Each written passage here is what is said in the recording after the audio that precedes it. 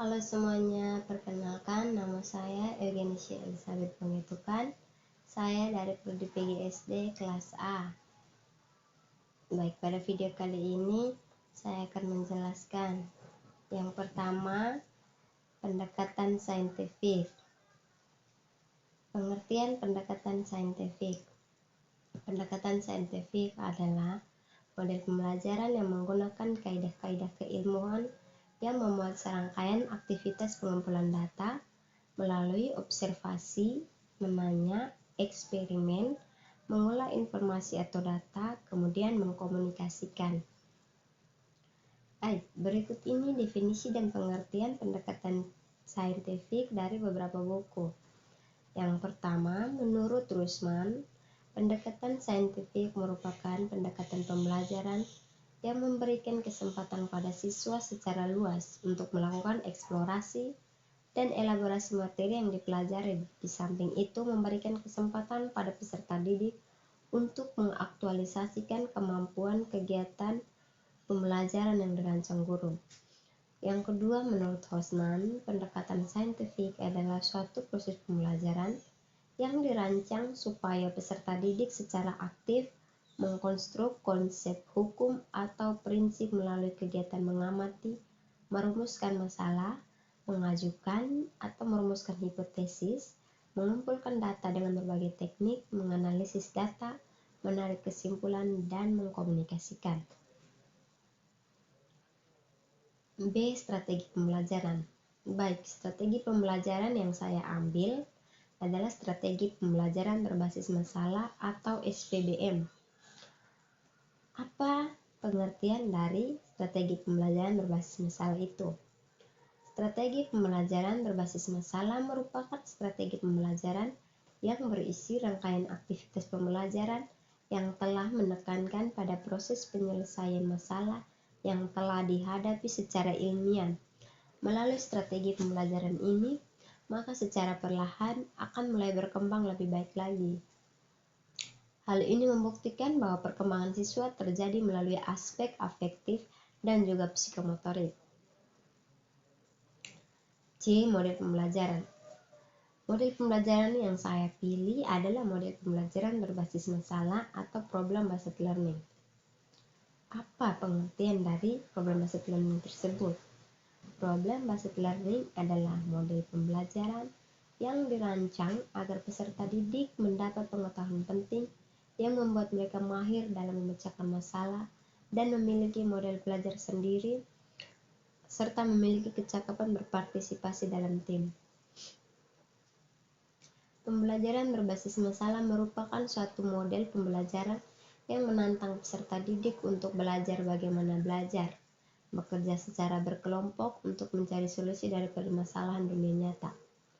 Masalah yang digunakan untuk mengikat peserta didik pada rasa ingin tahu pada pembelajaran yang dimaksud.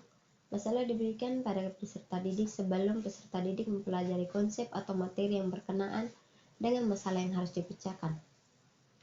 Dalam model pembelajaran berbasis masalah ini, problem-based learning ini, ada 5 strategi yang digunakan. Yang pertama, permasalahan sebagai kajian. Yang kedua, permasalahan sebagai penjajakan pemahaman. Yang ketiga, pemahaman sebagai contoh. Yang keempat, pemasaran sebagai bagian yang tak terpisahkan dari proses. Yang kelima, permasalahan sebagai stimulus aktif autentik. Apa yang menjadi dari prinsip pembelajaran ini? Prinsip-prinsip yang harus diperhatikan dalam pembelajaran based learning adalah konsep dasar, pendefinisian masalah, pembelajaran mandiri, dan pertukaran pengetahuan dan penilaiannya. Langkah-langkah yang diambil dalam pelaksanaan pembelajaran berbasis masalah adalah: yang pertama, orientasi pada masalah. Yang kedua, mengorganisasi siswa. Yang ketiga, membimbing penyelidikan. Yang keempat, mengembangkan hasil karya. Yang kelima, analisis dan evaluasi.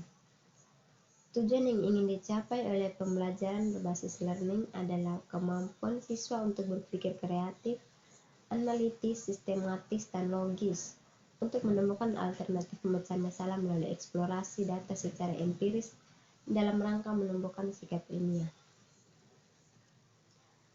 D, metode. Metode yang saya ambil adalah metode ceramah. Metode ceramah adalah metode pembelajaran yang penyampaian informasi pembelajaran kepada murid dilakukan dengan cara lisan. Metode ini sangat cocok diterapkan di tempat dengan jumlah pendengar yang cukup besar.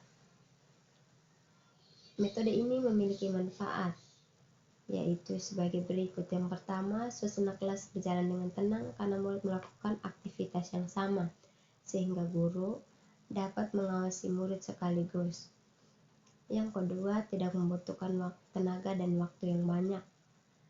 Dengan waktu yang singkat, murid dapat pelajaran sekaligus. Yang ketiga, pelajaran bisa dilaksanakan dengan cepat, karena dalam waktu yang sedikit dapat diuraikan bahan yang banyak. Yang keempat, fleksibel dalam penggunaan waktu dan bahan. Metode ini memiliki kelebihan dan kekurangan. Yang pertama, kita akan membahas kelebihannya terlebih dahulu. Kelebihan metode ceramah diantaranya yang pertama, tenaga pengajar bisa mengendalikan kelas sepenuhnya. Yang kedua, mendorong siswa agar berusaha melatih fokus. Yang ketiga, proses pembelajaran lebih mudah dilakukan.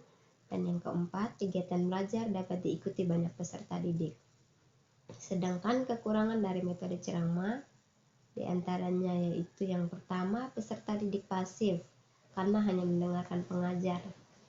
Kegiatan belajar mengajar cenderung membosankan. Beberapa siswa yang lebih menyukai belajar visual akan kesulitan menerima pelajaran. Dan proses pengajaran lebih fokus pada pengertian kata-kata saja. Langkah-langkah dalam metode ceramah ada 2 tahap. Yang pertama, tahap persiapan. Di dalam tahap persiapan, kita harus merumuskan tujuan yang ingin dicapai, menentukan pokok-pokok materi yang akan diceramahkan, dan mempersiapkan alat bantu. Yang kedua, tahap pelaksanaan.